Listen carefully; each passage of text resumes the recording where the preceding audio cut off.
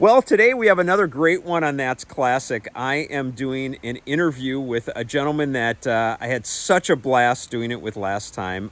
He is none other than he played Bud on Father Knows Best. And today Billy Gray, of course, and today he's going to be answering all the fan questions that were sent in, to his best ability. Hopefully we'll get through all of them. We'll see how it goes. But here's Billy, and here we go. There we go. That's me. Perfect. All right, yeah, looks like it's going. All right, so let's start with our first question. This is from Rich. Rich says, tell us about your experience on the set of the science fiction classic The Day the Earth Stood Still, especially working with Michael Rennie, Patricia Neal, Sam Jaffe. Would you have preferred it to have been filmed in Technicolor like Forbidden Planet? That's the first one. No, I think black and white was appropriate and worked well with it. And I never had any scenes with Sam Jaffe, but I heard a little story about him that the casting people came back when he was suggested as being the professor. The casting people said, we can't use him, he's on a blacklist. Oh. And I think it's Selznick. Is that was it 20th Century Fox? That sounds right. Yeah, I think it was. Right. Yes, well, of course, yes. The guy who had the balls to do it said, "Fuck off. We're using him anyway." Oh my gosh! Yeah, Really? Yeah, kind of an interesting story. It's a great story, though, to know that they said forget it. Yeah. And just went with it. Anything? I know that in our first interview, you and I talked about you had seen the ship. You remember seeing that ship and what it looked like. Any feelings about when you were working with being around Michael Rennie or Patricia Neal? What that? Well, I remember that Michael Rennie was very attentive to my mother, who was a good-looking lady, and apparently he's kind of a ladies' man. Yeah. And so he was always getting her a chair or making sure she had coffee or whatever it was, and I don't know where it went, but there was definitely something there. Interesting. Was he as an actor? Did you do you remember what he was like on the? Totally professional. Really, I thought he did a hell of a good job. I mean, he was really right for that part and made it come to life. Yeah. And Patricia Neal, it's so funny, but I always think of her voice almost like that's like the first thing that comes to mind. Not that she was an attractive woman or anything like that, but that voice. Yeah. Do you remember that? Well, she was just a mom to me at the time, and later on, they would be giving the director awards from time to time, and they'd invariably show that movie as an example of his work, Yeah. And so we got to be on stage a couple of times. So I saw her later in life, and she really has a twinkle in her eye all the time. She's really quite a lady, really. Yeah, I know what you're talking about. There's a sparkle about in her eyes. That's really funny that you would say that. What? The other part of this question, by the way, was did you keep any of the diamonds? Which, by the way, someone else asked that too. I did keep some of the diamonds, and I over the years they somehow got misplaced. It would have been a great eBay item, wouldn't it? It would have been amazing. Oh, that's so cool though that you did. Did you at the time when you kept them? Did you purposely think, hey, I want to hang on to these? Yeah. I did. I mean, they were rhinestones, of course, Yeah. or glass for all I know. But I had probably half a dozen of them, and they're somewhere, but I don't know where anymore.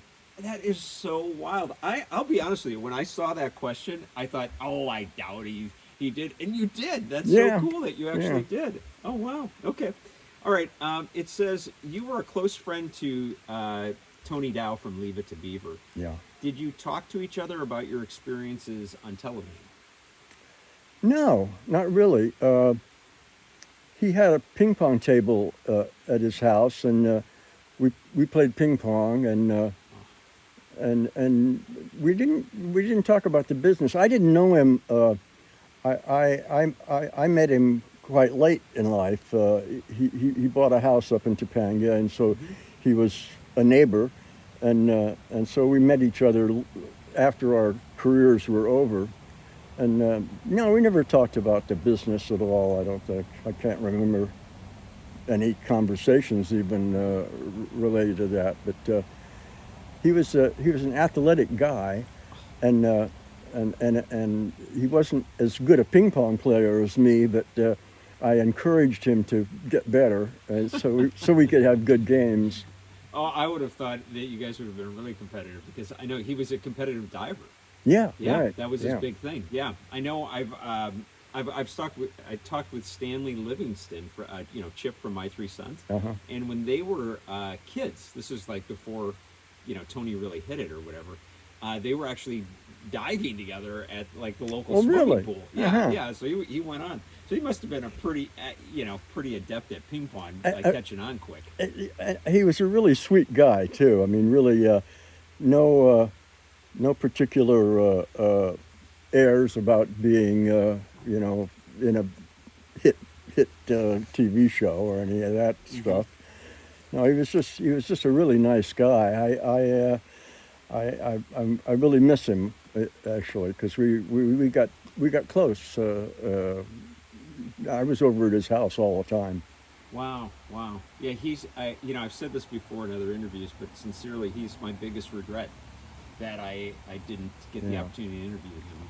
He was incredible craftsman as far as carpentry and that kind of thing. He got this house and then kind of went through it and just did a whole bunch of really wonderful things to it with his own hands. Oh, wow. Really remarkably good at it. I was impressed with it a lot. I love hearing that because he wasn't. Am I right on Tony Dow? Wasn't he an artist too? Yeah. He did assemblages of odd objects, that kind of thing. Yeah. And sculptures. That's pretty darn cool. Yeah. Yeah, he just seems like one of those guys that just honestly, I put you in that same category, really. And I heard a lot of people say this in the comments. Very, I don't know, unaffected by the business. You both stayed like real people. Well, why do you think that is? I don't know how early he got into it, but I got into it at 5. Yeah. So it was no big deal. It was just regular life for me, and I never was really never had stars in my eyes or wanted to. I want to be in movies. I never had any of that. It was a way to make a buck, really. Mm-hmm. Do you think, whatever, I'm going to segue at times, but do you think that that is why, like Tony's another one that comes across really natural. Yeah. Like you watch Leave It To Beaver and you're like, wow, that could have actually been me. Do you think that is part of why a lot of people comment on your acting, like feeling very real, like really, like very real? Well, as a matter of fact, I don't know if we mentioned this in our other interview or not, but sure. My mom was an actress, really good actress, Beatrice Gray, and she was a little girl, and because of her height, she got to be opposite Bob Steele, who was a little guy as well, and he was a cowboy hero years ago. Yeah. And so anyway, I was running around a theater that my older brother was in a play, and Lola Moore, who was the agent, saw me rolling around and said, "Take me to your mother." Turns out that Lola Moore was my mother's agent as well. Yeah, I do recall Lola. And anyway, she said, "I think we can get this kid some work," Yeah. Because I was a kind of a smart-ass little brat, really. Yeah. And so when we started, I wasn't getting any jobs that I had to say anything. But one of the things my mom told me was, "Don't sound reedy." And by that she meant like you were reading it, because when you have a script in front of you and you're saying the words, kind of comes out like you're reading it, you know. Agreed. So you got to do something to avoid that. Mm-hmm. And I followed her advice and tried to make everything sound like it was normal. Yeah. And when you start, like, I wasn't probably getting any words to say until I was probably 8 or 9. Mm-hmm. But by that time, I'd done a whole bunch of bit parts with no words, so I was used to the set and the circumstances of being involved in a movie thing. So it was no biggie for me. So it just kind of came natural. I think that when you start at 5, if you don't develop a talent, there's something wrong with you, you know. Yeah. So I think it was just a kind of a normal progression. This is why my work is, pat on the back, Yeah. looks like it's real. I got you. I get it. Now this next one, obviously a sensitive topic. You were a close friend with Robert Blake. Did you think he was innocent of the alleged murder? I have no idea, and over the years, it's become apparent to me that human beings are capable of just about anything. Sure. So I wouldn't say that he couldn't do it, because Sure. we all could do it, you know. Agreed. And so I just don't know, you know, Yeah. and we never talked about it. Yeah. But he came through for me when I needed some help, and he was a good friend. The Speedway. Yeah. I remember. Yeah. I remember that. That's right. Well, and maybe that's what counts most in this case, is that he was a good friend. Yeah. He was there for you. You know, that's good.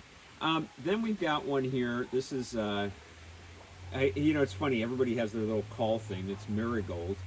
It says, I'd like to know if Billy felt at the time he was doing the show Father Knows Best, was it a true reflection of life in the 50s? And did he know any families that were similar to what was portrayed on Father Knows Best? That's an interesting question. I've had experiencing over the years letters from kids who weren't in the ideal family. Mm-hmm.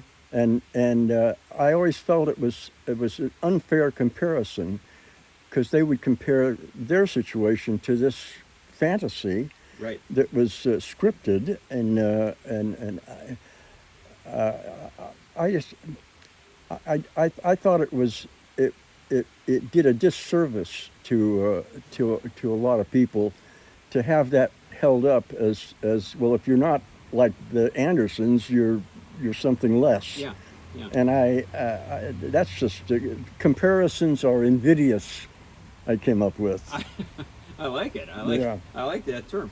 So do you think then that it was even though it wasn't maybe for everyone, do you think that there were families that it was a reflection of them in the 50s? Well, I hope there were families that got along as well as the Andersons did. Yeah, I presume there were, Yeah. you know, but Yeah. But I really had a kind of a hard-on for the whole thing, because I heard an awful lot of the time that the parents that these kids had weren't ideal, and hey, nobody's ideal, you know. So let's get real a little bit, you know. Yeah. But over the years, I've softened my opprobrium, because an awful lot of the letters said that they used Perfect time for a garbage truck to come by.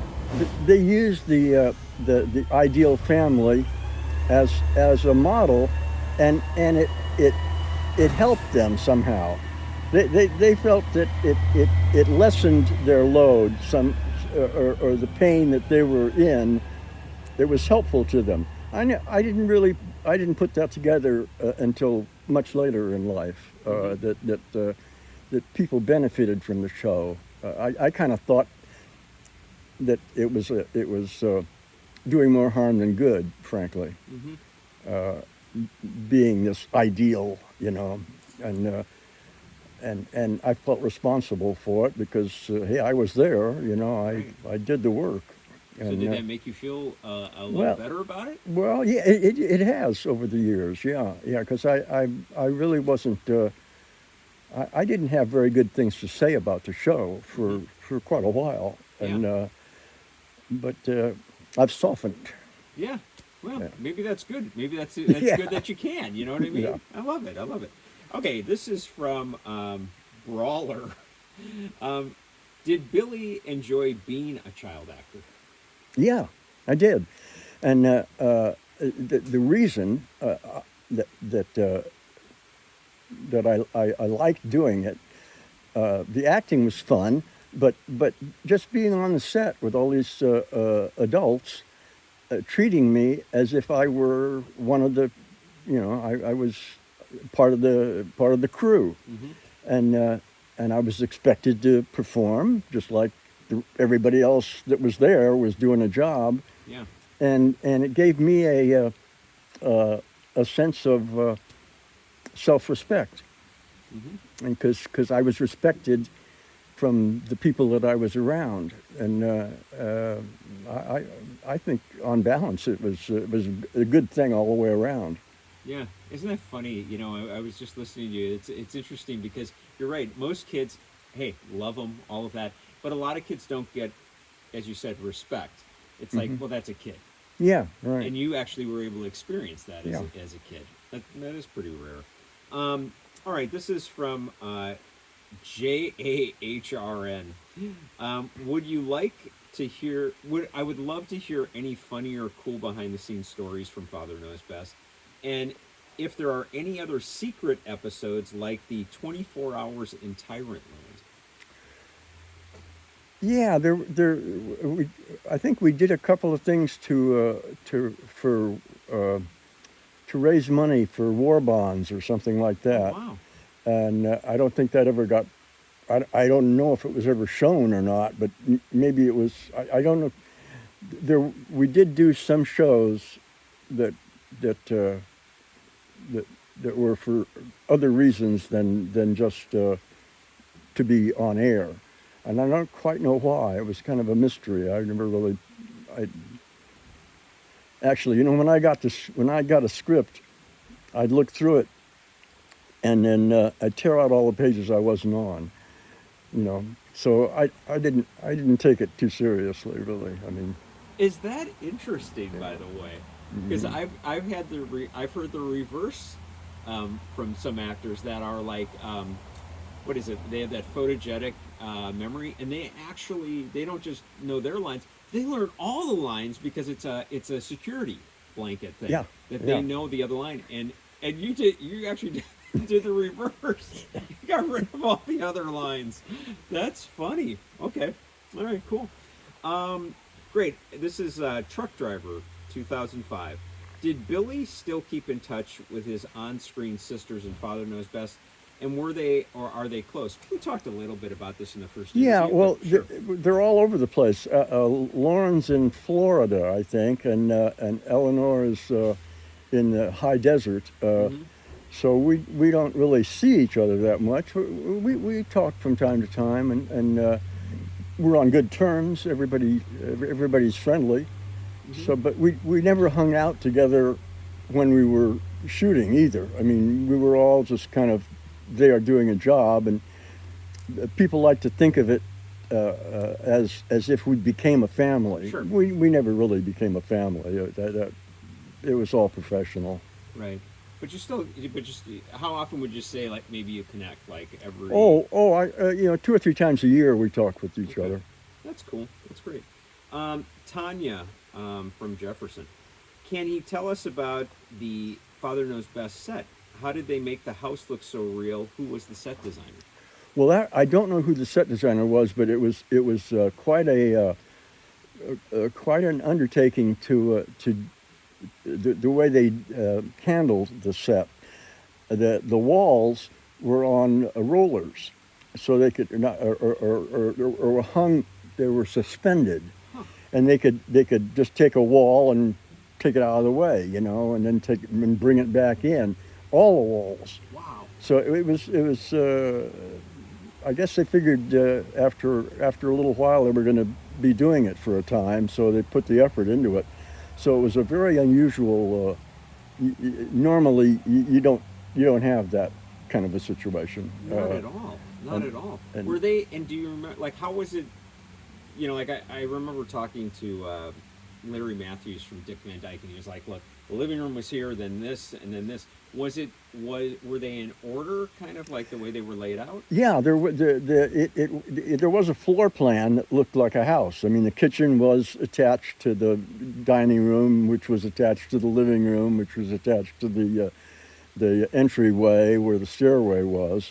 So it was all kind of a unit, but all the walls could be moved whenever they needed to. Wow, that's amazing. Yeah. It really did look real, though. I've gone back since you and I talked in the first interview, and I've watched a few more episodes, and it really does. If you feel like you could be in that living room, you could jump on that couch. Well, it was set up. I mean, when everything was in place, it was a home.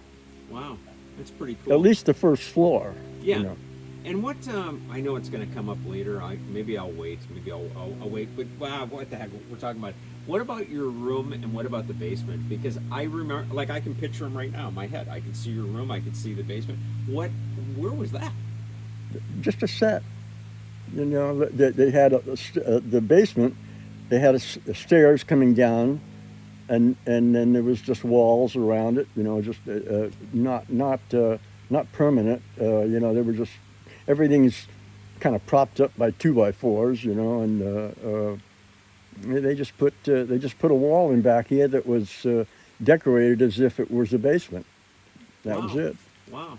So when you start off at the top of the basement, then are you kind of in essence like on a like starting from like the second story, so to speak, and you're walking down? Is that, they did have a stairway, and I think.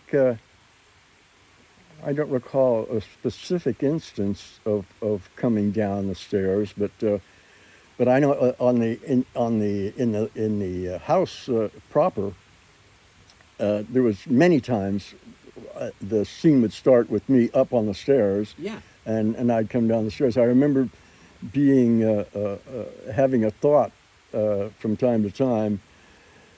I'd like to be somewhere else, you know. I did have that thought.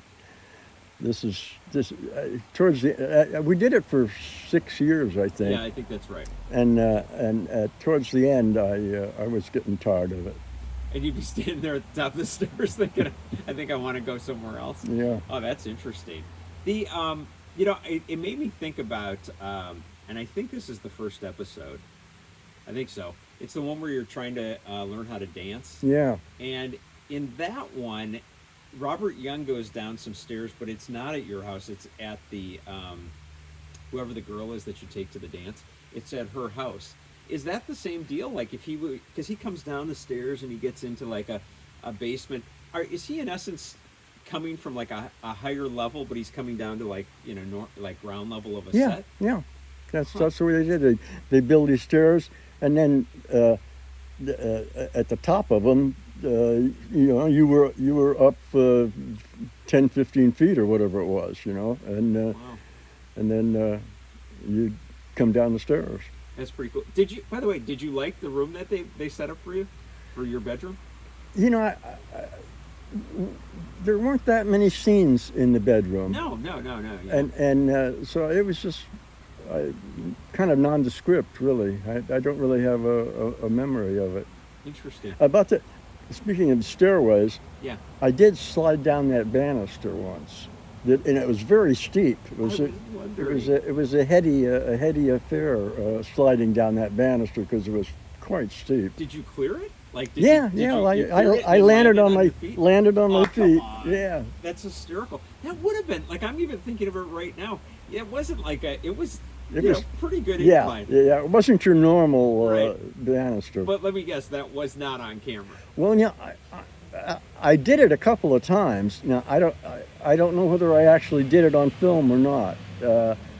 It wouldn't have been because the directors or producers or whatever, they would see me doing stuff and kind of build it in, Yeah. like the bongo thing. I bought a set of bongos and brought them to the set one time, and then here a month later or two, there was a thing where I was playing bongos, you know. So they did use my activity, and I remember jumping over the Dutch door in the kitchen, and they wrote that in. So I'm not sure if I actually slid down on camera or not. Oh, that's funny. So did you do a lot? You know, it's funny. I can't remember if it's a question coming up or not. But did you do a lot of your own, you know, quote unquote stunts? You know? Oh yeah. Because you did a few. You know, I could have sworn you did like. Yeah, I had a backflip one it. time. Yeah. Yeah, and that's you. Yeah. That's pretty cool. Wow, it's kind of nice. Did you look forward to those moments? Yeah. Oh, I liked the physical stuff. That was, and the director we had two directors. The first year or two was Bill Butler, I think, or Bill Russell, and then after that we had Peter Tewksbury, who was an absolute genius. Yeah. And he and I would work out physical stuff where I'd run into walls or open the door and hit myself in the nose or whatever. We did a lot of that kind of thing. Wow. And I enjoyed doing that. And he was good at it. And I trusted his judgment on whether it worked or not, you know, like, because a lot of times you'll do something and it just doesn't come off, you know. Well, he was smart enough to know when it wasn't working and not let you be out there and make a fool of yourself, you know. That's pretty cool. That's really cool. It's cool too that, you know, going back to that whole idea of respect. He obviously was also taking in, like, he respected that this is what you're doing, so why don't we incorporate it? Let's have some fun. You know, by the way, a side note on that, I heard somebody wrote me, you know, no verification here, but said that Peter Tewksbury left the business after, you know, major success. And maybe he did My Three Cents. He did some other shows. Yeah, it was My Three Cents. Yeah, that's it. And he apparently left the business and went on a farm. Cheese business, I think it was. Yeah, right. There you go. Yeah, like farm life, and completely, completely left. In fact, I don't know if it's true or not. In the same note that was sent to me, but he said that even changed his name, like just went into his own thing. Well, he was a kind of an odd bird. He smoked a pipe, and he didn't care what he looked like. You know, in his dress, he had a shirt and pants, but there was no the exact opposite of the producer. Eugene B. Rodney was a dandy. Yeah. I mean, he was to the nines. Everything was just sparkly, you know. Yeah. But not Peter. Peter didn't go in for self-adornment. Well, maybe that worked out perfect in that when he said, "Hey, I'm going to go do my cheese farm." Yeah. That's funny. God. Okay, that's cool. Maybe there's truth to that. That's kind of neat. Okay, let's see. We've got Natalie Williams. Ask him what he thinks about celebrity worship and people idolizing people. Yeah. It complicates things. I noticed that when people deal with you, they don't deal with you as if you're just a regular person. They deal with you as if you're something special. Yeah. Which is, hey, I think I'm special. I'll buy that. But the fact that it alters people's way of dealing with you is kind of off-putting. It's kind of disrespectful, really. Mm-hmm. You know, I mean, to place all this on you when it's you're just a regular person, you know, like everybody else. Right. But I don't know. It's just it makes getting close to people more difficult than it should be. Oh, I could see that in a heartbeat. And I guess that goes back to like respect and trust too. Yeah. Cool. Denise English. I recall that after the show was over, Billy said it was not reflective of life in the 50s. I think you kind of went through this. Yeah. Just wanted to know how you felt about Yeah. This is 1954. Yeah. And that's Board versus Brown, or what is it? you know, the integration of the schools. I should Now, know now, that.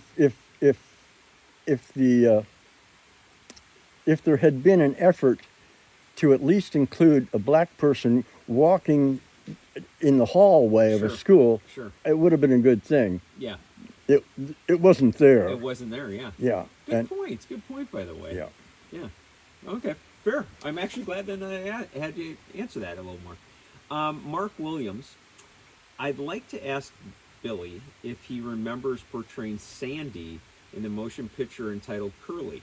It was produced by the Hal Roach Studio 6 years before Father Knows Best. I have no memory of that at all, but I do know that I was in something called Sandy, or I was Sandy. I didn't know which, Yeah, but that's right. And I did work for the Hal Roach outfit Wow. a few times. I was in a remake of the Rascals. The Little Rascals? Yeah, but I was in a remake of it, not the original. Huh. And I think Bobby Blake was in the original. He was. Yeah. He was. That's correct. But it was successful enough to where they thought they could knock it off and do it again, a few years later. Wow. But I don't remember Curly. I know it's on my bio, but I have no memory of it at all. I don't think I've ever seen it You've either. been pretty young. Yeah. Definitely. Oh yeah, Too, it was early on. Yeah. What was I going to say? Do you remember? By the way, do you remember any of the other kids that were part of the new Little Rascals? No, I don't. Yeah. I remember there was a kid that had a cough that was kind of his trademark. He would cough in this kind of over the top way, but I don't remember his name or anything. But Wow. that's all I've got about that. Okay, that's fine. That's fine. It's cool though that you did the Hal Roach Studios, because obviously the first thing that hits me is definitely Little Rascals, but also Laurel and Hardy. So it's like just that you were part of that. I just saw amazing. Laurel and Hardy last night, and they had Hal Roach Studios, and it brought that all back to me. In fact, I had an incident with Hal Roach, I think it was. There was it might have been the interview that for that remake of the Little Rascals. Yeah. I was like 6 or 7 or 8 or something. Yeah, no, earlier than that even. Yeah, probably I was 6 or 7. Yeah. In any event, there was half a dozen of us lined up in his office, and he said, "Who's the toughest kid here?" And I stepped out and said, "I am," And so he said, "Well, run into me." And he got down on his haunches, and so I ran into him, knocked him on his butt, and I got the part. Okay, that's a cool story. Yeah. That really is.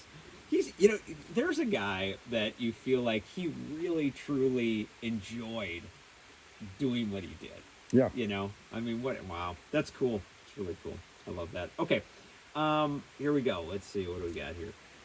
This is a gentleman I know that reached out, and I actually reached out to me too. He says, Kenneth is his name. He says, how much for Billy to sign a baseball? I'll send it to him to sign in a sweet spot. I'll even send the postage. Is there somewhere where I can send it? Yeah. Yeah, I do get letters, and I don't know quite where. I think maybe my address was in the phone book years ago. At one time, sure. But and I do sign pictures. I get a picture sent to me a couple of times a week usually. Yeah. And I do sign them and send them back. But if he can find out where I live, he can, Right. send me the baseball. I'll sign it. To have that. Sure, I'll sign it. All right. Okay. Well, we'll see what happens with that. I know he reached out to me, believe it or not, as well. I was like, really, for me? So maybe we can figure that one out. Yeah. Okay. Joseph Hartnett. Why didn't Billy get more work after the show ended? And it's obvious he was a talented actor. Was it a typecast issue? Also enjoyed his speedway riding. I used to yell, "Go Billy!" So anyway, I know that part of it. You and I talked about in the first one. Obviously, the marijuana. Yeah, bust. that was the critical issue. And there was before I got busted for grass, I was only offered Bud parts. You know, it was just kind of a redo of Bud, and I turned down a couple of them, I think, because I wasn't interested in doing Bud anymore. 6 years was enough. But then the real end of my career was the grass bust. Yeah, I got definitely. It's just amazing how many times you hear that story out of Hollywood where it's like, well, they just kept offering me, the same part basically. Yeah. They're like, we got a good one for you here, and it's basically the same guy. Yeah, I love it. Yeah, I don't know how much that's really. I mean, I think it's changed somewhat, but not. I'm sure they're. I mean, actually, they're still doing it. With a lot of people. Okay, I don't know on this one. By the way, I left this in there. Really great. This guy is really nice. He's made a lot of nice comments about you. But C. Roethlisberger, what was it like working with Abbott and Costello and Boris Karloff, for that matter? I know that. Yeah. I didn't have a scene with Boris. Yeah. And I only had a very brief scene with Abbott and Costello, and they were just doing a job too. I mean, it was nothing special. I remember the scene, and my mom, as a matter of fact, worked in the same movie.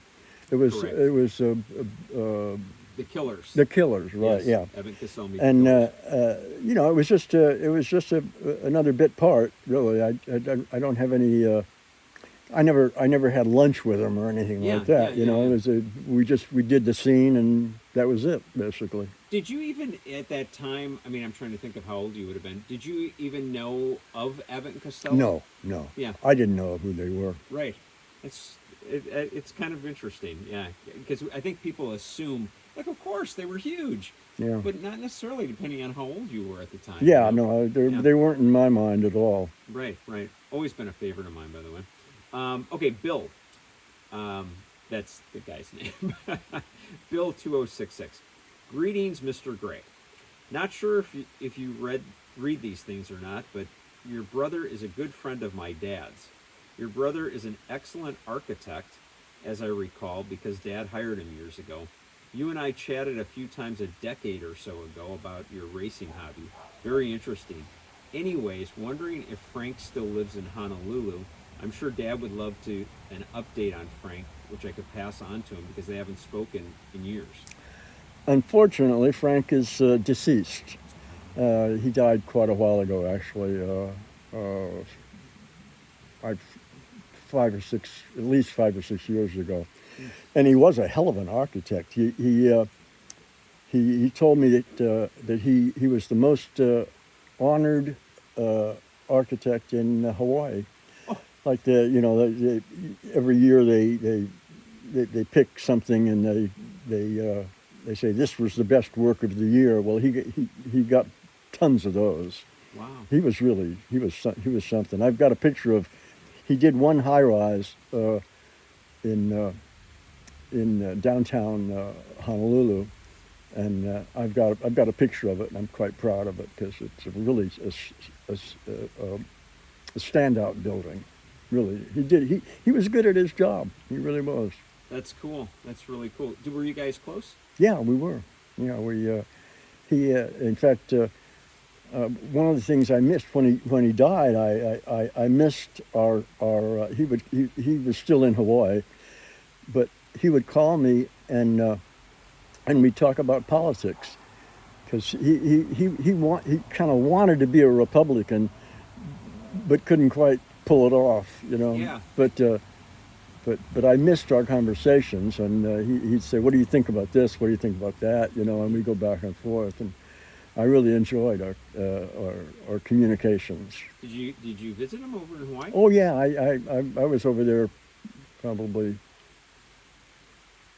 thinking 3 or 4 times, and I'd stay with him, and we'd hang out, and I got to drive his cars. He was a car buff. He had 2 or 3 Ferraris, and not at one time, but different, and a Porsche, and he was kind of.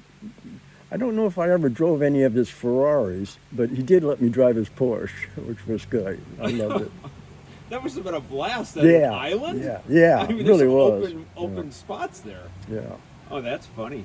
It's so interesting that he's a car guy, you're a motorcycle guy. Like, you know, it Yeah, still well, runs in the family. I got into the motorcycle thing because he had a Villicette when I was, you know, 10 or 12 or something like that. Yeah.